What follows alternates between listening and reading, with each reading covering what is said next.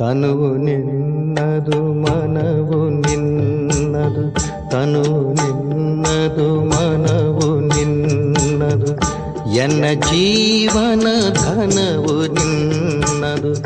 ನಾನು ನಿನ್ನವನೆಂಬ ಹೆಮ್ಮೆಯ ಋಣವು ಮಾತ್ರವೇ ನನ್ನದು. ತನು ನಿನ್ನದು ಮನವು ನಿನ್ನದು.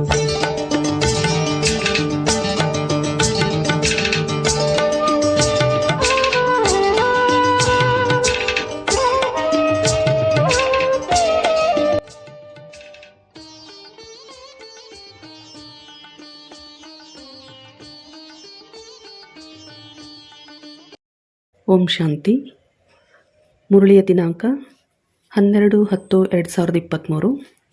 ಬಾಪ್ತಾದ ಮಧುಬನ. ಮಧುರ ಮಕ್ಕಳೇ, ಶ್ರೀಮತದಂತೆ ನಡೆಯಿರಿ, ಆಗ ನಿಮ್ಮ ಎಲ್ಲ ಭಂಡಾರಗಳು ಭರ್ಪೂರಾಗಿ ಬಿಡುತ್ತವೆ. ನಿಮ್ಮ ಅದೃಷ್ಟವು ಶ್ರೇಷ್ಠವಾಗಿ ಬಿಡುವುದು. ಗೀತೆ. ಭೋಲಾನಾಥನಿಗಿಂತ ಭಿನ್ನ ಯಾರೂ ಇಲ್ಲ. ಓಂ ಶಾಂತಿ. ಭಗವಾನುವಾಚ. ಯಾವ ಭಗವಂತ? ಭೋಲಾನಾಥ ಶಿವ ಭಗವಾನುವಾಚ. ತಂದೆಯೂ ತಿಳಿಸುತ್ತಾರೆ, ಶಿಕ್ಷಕರ ಕೆಲಸವೂ ತಿಳಿಸುವುದಾಗಿದೆ, ಸದ್ಗುರುವಿನ ಕೆಲಸವೂ ತಿಳಿಸುವುದಾಗಿದೆ. ಶಿವತಂದೆಯನ್ನೇ ಸತ್ಯತಂದೆ ಭೋಲಾನಾಥ ಎಂದು ಹೇಳಲಾಗುತ್ತದೆ. ಶಂಕರನಿಗೆ ಭೋಲಾ ಅಥವಾ ಮುಗ್ಧನೆಂದು ಹೇಳುವುದಿಲ್ಲ. ಶಂಕರನು ಕಣ್ಣು ತೆರೆದನು, ಸೃಷ್ಟಿಯು ಭಸ್ಮವಾಯಿತು ಎಂದು ಹೇಳುತ್ತಾರೆ. ಆದರೆ ಭೋಲಾ ಭಂಡಾರಿ ಅರ್ಥಾತ್ ಭಂಡಾರವನ್ನು ಭರ್ಪೂರ್ ಮಾಡುವವರೆಂದು ಶಿವನಿಗೆ ಹೇಳಲಾಗುತ್ತದೆ. ಅಂದಾಗ ಯಾವ ಭಂಡಾರ? ಹಣ, ಆಸ್ತಿ, ಸುಖ, ಶಾಂತಿಯ ಭಂಡಾರ. ತಂದೆಯು ಪವಿತ್ರತೆ, ಸುಖ, ಶಾಂತಿಯ ಭಂಡಾರವನ್ನು ಸಂಪನ್ನ ಮಾಡುವುದಕ್ಕೋಸ್ಕರವೇ ಬಂದಿದ್ದಾರೆ. ಕಲಿಯುಗದಲ್ಲಿ ಪವಿತ್ರತೆ, ಸುಖ, ಶಾಂತಿಯ ದಿವಾಳಿಯಾಗಿದೆ. ಏಕೆಂದರೆ ರಾವಣನು ಶಾಪ ಕೊಟ್ಟಿದ್ದಾನೆ. ಎಲ್ಲರೂ ಶೋಕವಾಟಿಕೆಯಲ್ಲಿ ಅಳುತ್ತಾ ಚೀರಾಡುತ್ತಿರುತ್ತಾರೆ.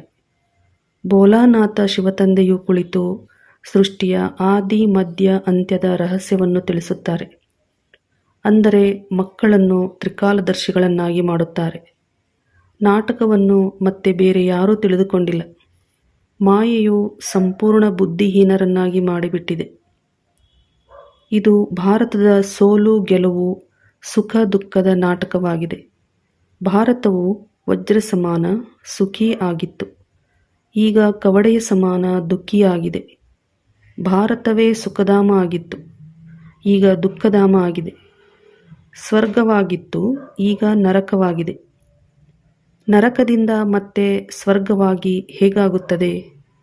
ಅದರ ಆದಿ, ಮಧ್ಯ, ಅಂತ್ಯದ ಜ್ಞಾನವನ್ನು ಜ್ಞಾನಸಾಗರನ ವಿರಹ ಬೇರೆ ಯಾರೂ ತಿಳಿಸಲು ಸಾಧ್ಯವಿಲ್ಲ. ಇದು ಸಹ ಬುದ್ಧಿಯಲ್ಲಿ ನಿಶ್ಚಯವಿರಬೇಕು. ಯಾರ ಅದೃಷ್ಟವೋ ಆಗುವುದಿದೆಯೋ, ಯಾರು ಸೌಭಾಗ್ಯಶಾಲಿಗಳು ಆಗುವವರಿದ್ದಾರೆಯೋ ಅವರಿಗೆ ನಿಶ್ಚಯವಾಗುತ್ತದೆ. ಎಲ್ಲರೂ ದೌರ್ಭಾಗ್ಯಶಾಲಿಗಳಾಗಿದ್ದಾರೆ. ದೌರ್ಭಾಗ್ಯಶಾಲಿಗಳು ಎಂದರೆ ಅದೃಷ್ಟವು ಹಾಳಾಗಿದೆ, ಭ್ರಷ್ಟಾಚಾರಿಗಳಾಗಿದ್ದಾರೆ. ತಂದೆಯು ಬಂದು ಶ್ರೇಷ್ಠಾಚಾರಿಗಳನ್ನಾಗಿ ಮಾಡುತ್ತಾರೆ. ಆದರೆ ಅಂತಹ ತಂದೆಯನ್ನೂ ಸಹ ಕೆಲವರು ಕಷ್ಟಪಟ್ಟು ತಿಳಿದುಕೊಳ್ಳುತ್ತಾರೆ. ಏಕೆಂದರೆ ಅವರಿಗೆ, ಅಂದರೆ ತಂದೆಗೆ ಶರೀರವಿಲ್ಲ. ಪರಮ ಆತ್ಮ ಮಾತನಾಡುತ್ತಾರೆ. ಪಾವನ ಆತ್ಮಗಳು ಸತ್ಯುಗದಲ್ಲಿ ಇರುತ್ತಾರೆ. ಪತಿತ ಆತ್ಮಗಳು ಕಲಿಯುಗದಲ್ಲಿ ಇರುತ್ತಾರೆ. ಅನೇಕ ಮನೋಕಾಮನೆಗಳನ್ನು ಇಟ್ಟುಕೊಂಡು ಜಗದಂಬನ ಬಳಿಗೆ ಹೋಗುತ್ತಾರೆ. ಆದರೆ ಏನೂ ತಿಳಿದುಕೊಂಡಿಲ್ಲ. ಆದರೂ ಸಹ ತಂದೆಯು ತಿಳಿಸುತ್ತಾರೆ, ಯಾರ್ಯಾರು ಯಾವ ಯಾವ ಭಾವನೆಯಿಂದ ಪೂಜೆ ಮಾಡುತ್ತಾರೆಯೋ ಅವರಿಗೆ ನಾನು ಅಲ್ಪಕಾಲದ ಕ್ಷಣಭಂಗೂರ ಫಲವನ್ನಂತೂ ಕೊಡುತ್ತೇನೆ. ಜಡಮೂರ್ತಿಯು ಎಂದೂ ಸಹ ಫಲವನ್ನು ಕೊಡಲು ಸಾಧ್ಯವಿಲ್ಲ. ಫಲ ಕೊಡುವವರು, ಅಲ್ಪಕಾಲದ ಸುಖವನ್ನು ಕೊಡುವಂತಹವರು ನಾನೇ ಆಗಿದ್ದೇನೆ ಮತ್ತು ಬೇಹದ್ದಿನ ಸುಖದಾತನೂ ನಾನೇ ಆಗಿದ್ದೇನೆ. ನಾನು ದುಃಖದಾತನಲ್ಲ. ನಾನಂತೂ ದುಃಖಹರ್ತ, ಸುಖಕರ್ತನಾಗಿದ್ದೇನೆ. ನೀವು ಸುಖಧಾಮದಲ್ಲಿ ಸ್ವರ್ಗದ ಆಸ್ತಿಯನ್ನು ಪಡೆಯಲು ಬಂದಿದ್ದೀರಿ. ಆದಿಯಲ್ಲಿ ಸುಖ ಇರುತ್ತದೆ. ನಂತರ ಮಧ್ಯದಲ್ಲಿ ಭಕ್ತಿ ಮಾರ್ಗವು ಪ್ರಾರಂಭವಾದಾಗ ಸುಖವು ಸಮಾಪ್ತಿಯಾಗಿ ದುಃಖವು ಪ್ರಾರಂಭವಾಗುತ್ತದೆ. ನಂತರ ದೇವಿ ದೇವತೆಗಳು ವಾಮ ಮಾರ್ಗ, ವಿಕಾರಿ ಮಾರ್ಗಕ್ಕೆ ಇಳಿಯುತ್ತಾರೆ. ಅಲ್ಲಿಂದಲೇ ಭಕ್ತಿಯು ಪ್ರಾರಂಭವಾಗುತ್ತದೆ. ಅಂದಾಗ ಆದಿಯಲ್ಲಿ ಸುಖ, ಮಧ್ಯದಲ್ಲಿ ದುಃಖವು ಪ್ರಾರಂಭವಾಗುತ್ತದೆ. ಅಂತ್ಯದಲ್ಲಂತೂ ಮಹಾನ್ ದುಃಖವಿದೆ. ತಂದೆಯು ಹೇಳುತ್ತಾರೆ, ಈಗ ಸರ್ವರ ಶಾಂತಿ ಸುಖದಾತ ನಾನೇ ಆಗಿದ್ದೇನೆ. ನಿಮ್ಮನ್ನು ಸುಖಧಾಮಕ್ಕೆ ಕರೆದುಕೊಂಡು ಹೋಗಲು ತಯಾರು ಮಾಡುತ್ತಿದ್ದೇನೆ. ಉಳಿದವರೆಲ್ಲರೂ ಲೆಕ್ಕಾಚಾರಗಳನ್ನು ಸಮಾಪ್ತಿ ಮಾಡಿಕೊಂಡು ಶಾಂತಿಧಾಮಕ್ಕೆ ಹೊರಟು ಹೋಗುತ್ತಾರೆ. ಶಿಕ್ಷೆಗಳನ್ನಂತೂ ಬಹಳ ಅನುಭವಿಸುತ್ತಾರೆ. ನ್ಯಾಯಪೀಠ ಅಥವಾ ಟ್ರಿಬ್ಯುನಲ್ ಕುಳಿತುಕೊಳ್ಳುತ್ತದೆ. ತಂದೆಯು ತಿಳಿಸುತ್ತಾರೆ, ಕಾಶಿಯಲ್ಲಿಯೂ ಸಹ ಬಲಿಯಾಗುತ್ತಿದ್ದರು. ಕಾಶಿ ಕಲ್ವಟ್ ಎಂದು ಹೇಳುತ್ತಾರೆ. ಈಗ ಕಾಶಿಯಲ್ಲಿ ಶಿವನ ಮಂದಿರವಿದೆ. ಅಲ್ಲಿ ಭಕ್ತಿ ಮಾರ್ಗದಲ್ಲಿ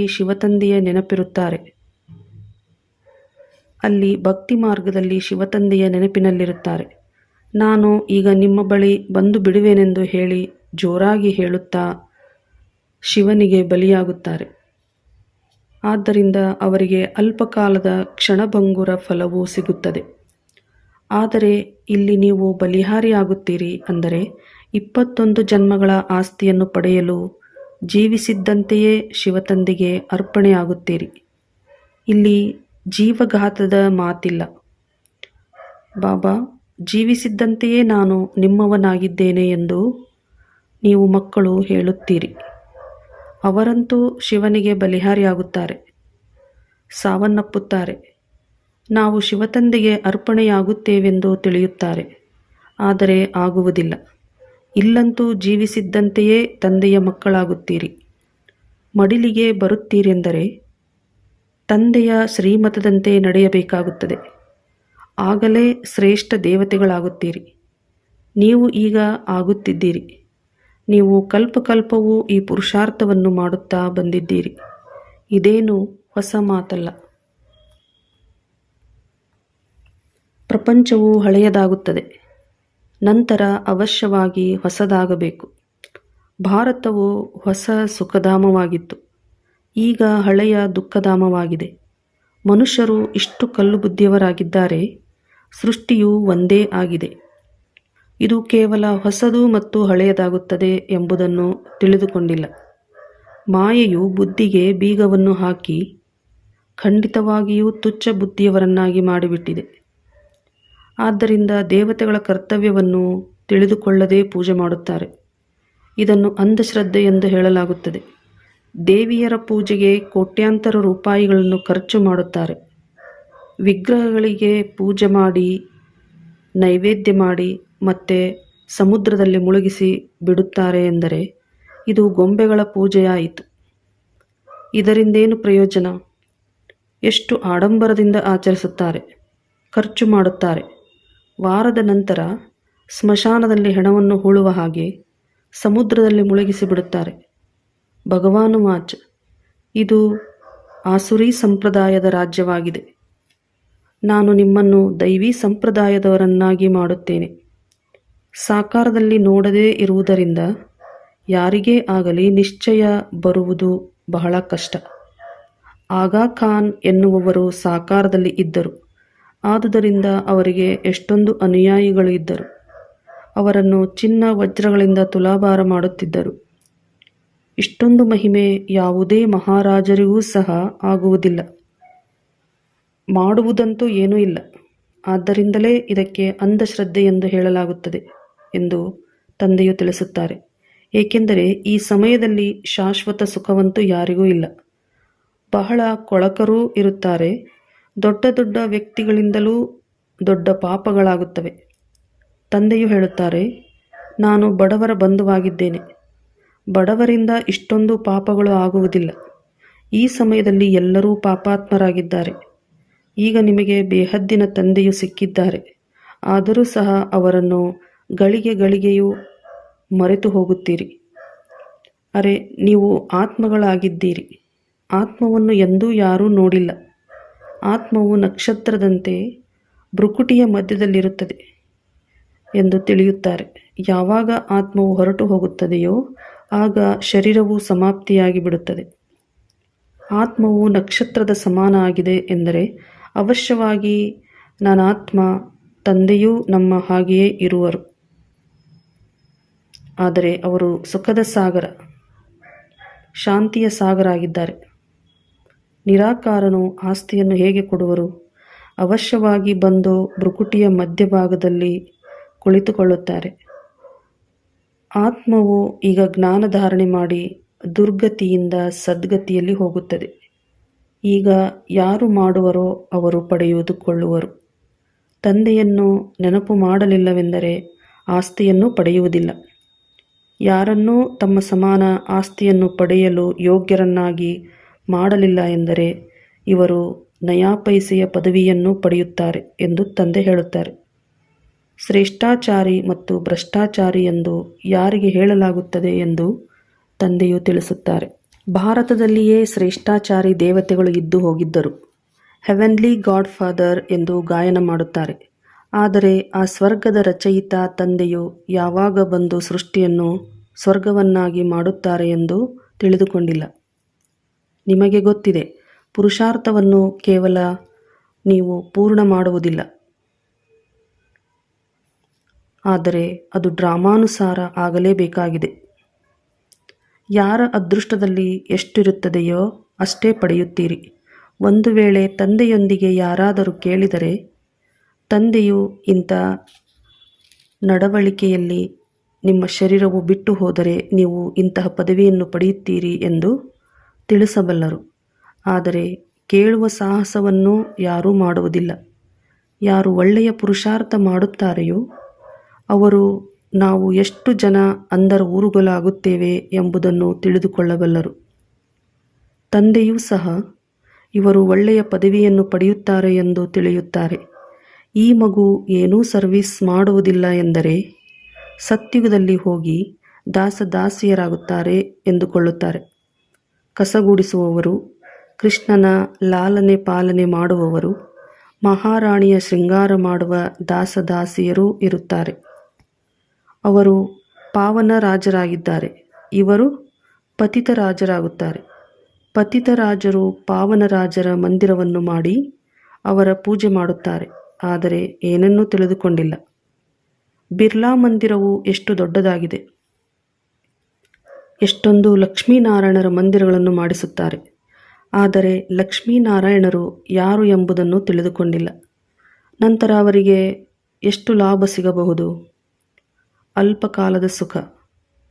ಜಗದಂಬೆಯ ಬಳಿ ಹೋಗುತ್ತಾರೆ, ಆದರೆ ಈ ಜಗದಂಬಾರವರೇ ಲಕ್ಷ್ಮಿಯಾಗುತ್ತಾರೆ ಎಂಬುದನ್ನು ತಿಳಿದುಕೊಂಡಿಲ್ಲ. ಈ ಸಮಯದಲ್ಲಿ ನೀವು ಜಗದಂಬೆಯಿಂದ ವಿಶ್ವದ ಎಲ್ಲ ಮನೋಕಾಮನೆಗಳನ್ನು ಪೂರ್ಣ ಮಾಡುತ್ತಿದ್ದೀರಿ. ವಿಶ್ವದ ರಾಜ್ಯಭಾಗ್ಯವನ್ನು ಪಡೆಯುತ್ತಿದ್ದೀರಿ. ಜಗದಂಬರವರು ನಿಮಗೆ ಓದಿಸುತ್ತಿದ್ದಾರೆ.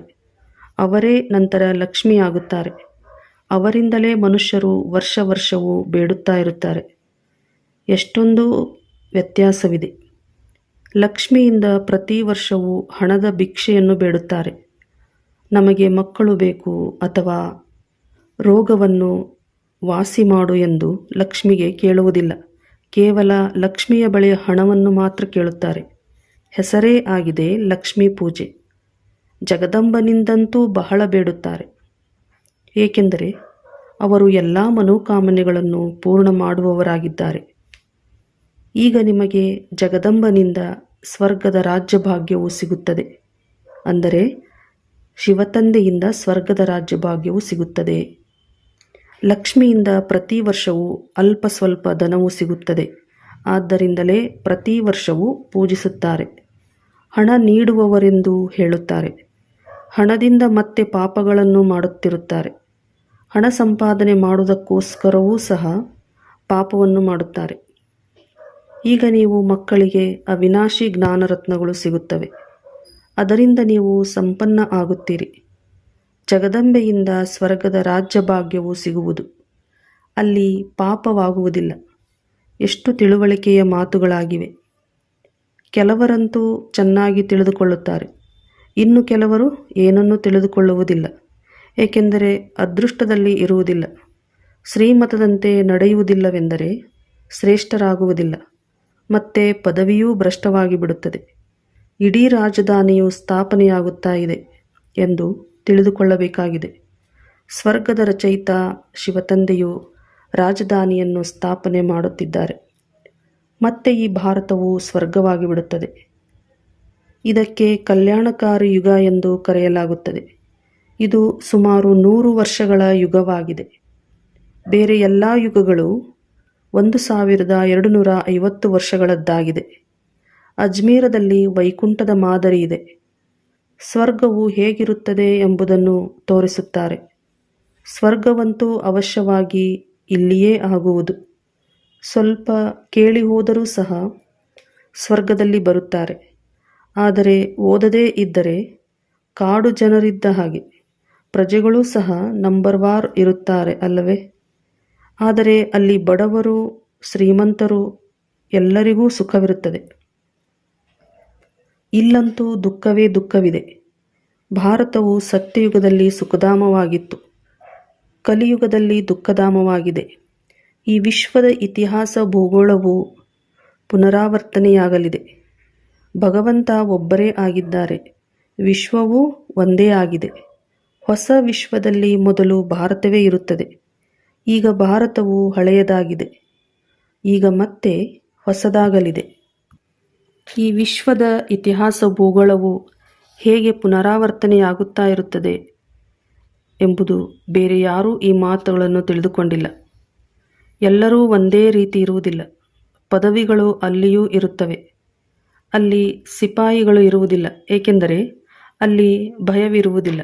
ಇಲ್ಲಂತೂ ಭಯ ಇರುವ ಕಾರಣ ಸಿಪಾಯಿ ಮುಂತಾದವರನ್ನು ಇಡುತ್ತಾರೆ. ಭಾರತದಲ್ಲಿ ಭೂಮಿಯನ್ನು ವಿಭಾಗಗಳನ್ನಾಗಿ ಮಾಡಿಬಿಟ್ಟಿದ್ದಾರೆ. ಸತ್ಯುಗದಲ್ಲಿ ಹೀಗೆ ವಿಭಜನೆ ಇರುವುದಿಲ್ಲ. ಲಕ್ಷ್ಮೀನಾರಾಯಣರ ಒಂದೇ ರಾಜ್ಯವು ನಡೆಯುತ್ತದೆ. ಅಲ್ಲಿ ಯಾವುದೇ ಪಾಪ ಆಗುವುದಿಲ್ಲ. ಈಗ ತಂದೆಯು ತಿಳಿಸುತ್ತಾರೆ, ಮಕ್ಕಳೇ, ನನ್ನ ಮತದಂತೆ ನಡೆದು ನನ್ನಿಂದ ಸದಾ ಸುಖದ ಆಸ್ತಿಯನ್ನು ಪಡೆಯಿರಿ. ಸದ್ಗತಿಯ ಮಾರ್ಗವನ್ನು ತಂದೆಯೊಬ್ಬರೇ ತೋರಿಸುತ್ತಾರೆ. ಇದು ಶಿವಶಕ್ತಿ ಸೇನೆಯಾಗಿದೆ. ಯಾರು ಭಾರತವನ್ನು ಸ್ವರ್ಗವನ್ನಾಗಿ ಮಾಡುತ್ತಾರೆ, ಅವರು ತನು, ಮನ, ಧನ ಎಲ್ಲವನ್ನೂ ಈ ಸೇವೆಯಲ್ಲಿ ತೊಡಗಿಸುತ್ತಾರೆ. ಹೇಗೆ ಆ ಬಾಪೂಜಿ ಕ್ರಿಶ್ಚಿಯನ್ನರನ್ನು ಓಡಿಸಿದರು. ಇದು ಸಹ ನಾಟಕದಲ್ಲಿತ್ತು. ಆದರೆ ಅದರಿಂದ ಯಾವುದೇ ಸುಖವಾಗಲಿಲ್ಲ. ಇನ್ನೂ ದುಃಖವಾಗಿದೆ. ಆಹಾರವಿಲ್ಲ. ಆದರೆ ಮುಂದೆ ಇದು ಸಿಗುವುದು, ಅದು ಸಿಗುವುದು, ಈ ರೀತಿ ಆಗುವುದು ಎಂದು ಸುಳ್ಳು ಹೇಳುತ್ತಿರುತ್ತಾರೆ. ಕೇವಲ ತಂದೆಯಿಂದಲೇ ಸಿಗಬೇಕಾಗಿದೆ. ಉಳಿದ ಇದೆಲ್ಲವೂ ಸಮಾಪ್ತಿಯಾಗಿ ಬಿಡುವುದು. ಸಂತಾನ ನಿಯಂತ್ರಣವನ್ನು ಮಾಡಿ ಎಂದು ಹೇಳುತ್ತಾರೆ. ಅದಕ್ಕೋಸ್ಕರ ತಲೆ ಕಡಿಸಿಕೊಳ್ಳುತ್ತಾ ಇರುತ್ತಾರೆ. ಆದರೆ ಆಗುವುದಂತೂ ಏನೂ ಇಲ್ಲ. ಈಗ ಸ್ವಲ್ಪ ಯುದ್ಧವು ಪ್ರಾರಂಭವಾಗಿ ಬಿಟ್ಟರೆ ಬರಗಾಲ ಬಂದು ಬಿಡುವುದು. ಪರಸ್ಪರರಲ್ಲಿ ಹೊಡೆದಾಟ ಬಡೆದಾಟ ಪ್ರಾರಂಭವಾಗಿ ಬಿಡುವುದು. ಒಳ್ಳೆಯದು. ಮಧುರಾತಿ ಮಧುರ ಅಗಲಿ ಹೋಗಿ ಮರಳಿ ಸಿಕ್ಕಿರುವಂತಹ ಮಕ್ಕಳಿಗೆ ಪ್ರೀತಿಯ ಮಾತಾಪಿತಾ ಬಾಪ್ ದಾದಾರವರ ನೆನಪು, ಪ್ರೀತಿ ಹಾಗೂ ಸುಪ್ರಭಾತ. ಆತ್ಮೀಯ ಮಕ್ಕಳಿಗೆ ಆತ್ಮೀಯ ತಂದೆಯ ನಮಸ್ತೆ. ಆತ್ಮೀಯ ಮಕ್ಕಳಿಂದ ಆತ್ಮೀಯ ತಂದೆಗೆ ನಮಸ್ತೆ, ನಮಸ್ತೆ, ನಮಸ್ತೆ. ಧಾರಣೆಗಾಗಿ ಮುಖ್ಯ ಸಾರ: ಬದುಕಿದ್ದಂತೆಯೇ ಬಲಿಹಾರಿಯಾಗಬೇಕಾಗಿದೆ. ಅರ್ಥಾತ್ ತಂದೆಯ ಮಕ್ಕಳಾಗಿ ತಂದೆಯ ಶ್ರೀಮತದಂತೆಯೇ ನಡೆಯಬೇಕಾಗಿದೆ. ಅನ್ಯರನ್ನು ತಮ್ಮ ಸಮಾನರನ್ನಾಗಿ ಮಾಡುವ ಸೇವೆ ಮಾಡಬೇಕಾಗಿದೆ. ಅವಿನಾಶಿ ಜ್ಞಾನರತ್ನಗಳನ್ನು ದಾನ ಮಾಡಿ ಜಗದಂಬೆಯ ಸಮಾನ ಸರ್ವರ ಮನೋಕಾಮನೆಗಳನ್ನು ಪೂರ್ಣ ಮಾಡುವವರು ಆಗಬೇಕು. ವರದಾನ: ಸೇವೆಯಲ್ಲಿ ಸದಾ ಸಹಯೋಗಿಯಾಗಿ ಸಹಜ ಯೋಗದ ವರದಾನವನ್ನು ಪ್ರಾಪ್ತಿ ಮಾಡಿಕೊಳ್ಳುವಂತಹ ವಿಶೇಷತಾ ಸಂಪನ್ನ ಭವ. ವರದಾನದ ವಿವರಣೆ: ಬ್ರಾಹ್ಮಣ ಜೀವನ ವಿಶೇಷತಾ ಸಂಪನ್ನ ಜೀವನವಾಗಿದೆ. ಬ್ರಾಹ್ಮಣರಾಗುವುದು ಅರ್ಥಾತ್ ಸಹಜಯೋಗಿ ಭವದ ವರದಾನ ಪ್ರಾಪ್ತಿ ಮಾಡಿಕೊಳ್ಳುವುದು. ಇದೇ ಎಲ್ಲಕ್ಕಿಂತಲೂ ಮೊದಲ ಜನ್ಮದ ವರದಾನವಾಗಿದೆ. ಈ ವರದಾನವನ್ನು ಬುದ್ಧಿಯಲ್ಲಿ ಸದಾ ನೆನಪಿನಲ್ಲಿ ಇಟ್ಟುಕೊಳ್ಳಿ. ಇದಾಗಿದೆ ವರದಾನವನ್ನು ಜೀವನದಲ್ಲಿ ತರುವುದು. ವರದಾನವನ್ನು ಕಾಯಂ ಆಗಿಡುವಂತಹ ಸಹಜ ವಿಧಿಯಾಗಿದೆ. ಸರ್ವ ಆತ್ಮಗಳ ಪ್ರತಿ ವರದಾನವನ್ನು ಸೇವೆಯಲ್ಲಿ ತೊಡಗಿಸಿ. ಸೇವೆಯಲ್ಲಿ ಸಹಯೋಗಿಗಳಾಗುವುದೇ ಸಹಜಯೋಗಿ ಆಗುವುದಾಗಿದೆ. ಆದ್ದರಿಂದ ಈ ವರದಾನವನ್ನು ನೆನಪಿನಲ್ಲಿಟ್ಟುಕೊಂಡು ವಿಶೇಷತಾ ಸಂಪನ್ನರೂ ಆಗಬೇಕಾಗಿದೆ. ಸ್ಲೋಗನ್: ತಮ್ಮ ಮಸ್ತಕದ ಮಣಿಯ ಮೂಲಕ ಸ್ವಯಂನ ಸ್ವರೂಪ ಮತ್ತು ಶ್ರೇಷ್ಠ ಗುರಿಯ ಸಾಕ್ಷಾತ್ಕಾರ ಮಾಡಿಸುವುದೇ ಲೈಟ್ ಹೌಸ್ ಆಗುವುದಾಗಿದೆ. ಇಂದಿನ ಮುರಳಿಯ ಪ್ರಶ್ನೆ: ಈ ಕಲಿಯುಗದಲ್ಲಿ ಯಾವ ವಸ್ತುವಿನ ದಿವಾಳಿಯಾಗಿದೆ? ದಿವಾಳಿಯಾಗಿರುವುದರಿಂದ ಇದರ ಗತಿಯು ಏನಾಗುವುದು? ಉತ್ತರ: ಕಲಿಯುಗದಲ್ಲಿ ಪವಿತ್ರತೆ, ಸುಖ, ಶಾಂತಿಯ ದಿವಾಳಿಯಾಗಿದೆ. ಆದ್ದರಿಂದ ಭಾರತವು ಸುಖಧಾಮದಿಂದ ದುಃಖಧಾಮ, ವಜ್ರದಿಂದ ಕವಡೆಯ ಸಮಾನವಾಗಿದೆ. ಈ ಆಟವೆಲ್ಲವೂ ಭಾರತದ ಮೇಲಿದೆ. ನಾಟಕದ ಆದಿ, ಮಧ್ಯ, ಅಂತ್ಯದ ಜ್ಞಾನವನ್ನು ಈಗ ತಂದೆಯು ನಿಮಗೆ ತಿಳಿಸುತ್ತಿದ್ದಾರೆ. ಅದೃಷ್ಟವಂತ ಸೌಭಾಗ್ಯಶಾಲಿ ಮಕ್ಕಳೇ ಈ ಜ್ಞಾನವನ್ನು ಒಳ್ಳೆಯ ರೀತಿಯಲ್ಲಿ ತಿಳಿದುಕೊಳ್ಳುತ್ತಾರೆ. ಒಳ್ಳೆಯದು. ಓಂ ಶಾಂತಿ.